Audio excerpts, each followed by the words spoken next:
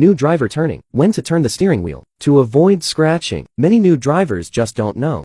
Especially when turning left, the right side of the car's front is particularly prone to scratching. Today, I'll talk about these few reference points. New drivers who learn to use them will be able to drive on the road with ease. First, like and save it. It doesn't cost anything. I've noticed that many people easily scratch their car doors when driving out of a parking space or making a direct turn. Look, just like me now, I directly scratched the car door. In this situation, many people still continue to drive forward. If you continue to drive forward, our car door might be totaled. When encountering the situation, there's a way to get out of trouble.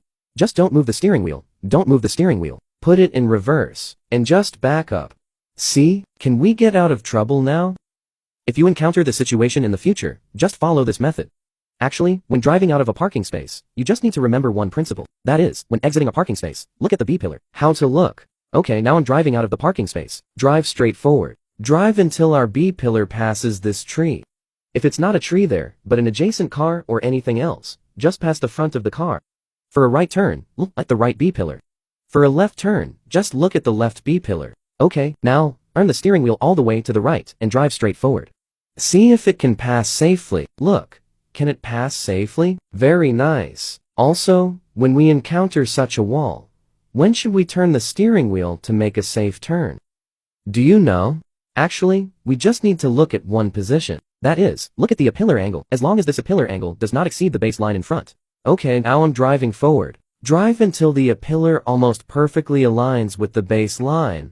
Can you just see the baseline now?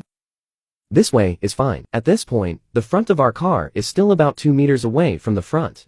At this point, if we turn the steering wheel all the way to the right, we can turn directly. Now, turning the steering wheel all the way and turning. Look, see, can it turn directly? And on the right, there's a car here. Won't it be scratched? See, can it pass safely?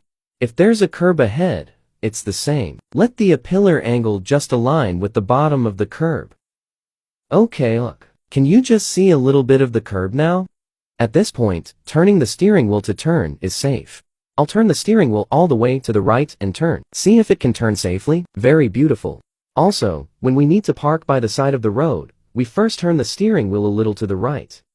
At this point, we need to keep an eye on the highest point of the wiper. When the highest point of the wiper aligns with the curb, it's good to park. Look, are they aligned now? Okay, at this point, we straighten the steering wheel, then turn it a little to the left. Let the highest point of the wiper continue to drive along the curb. See, is it always driving along the curb? This way is fine. When our car body is straightened, we can park. If there's a car in front, we park at the middle of the front car's rear bumper.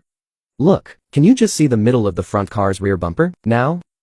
This way is fine. Okay, now I'll brake, you see. See, is it just about 30 centimeters away?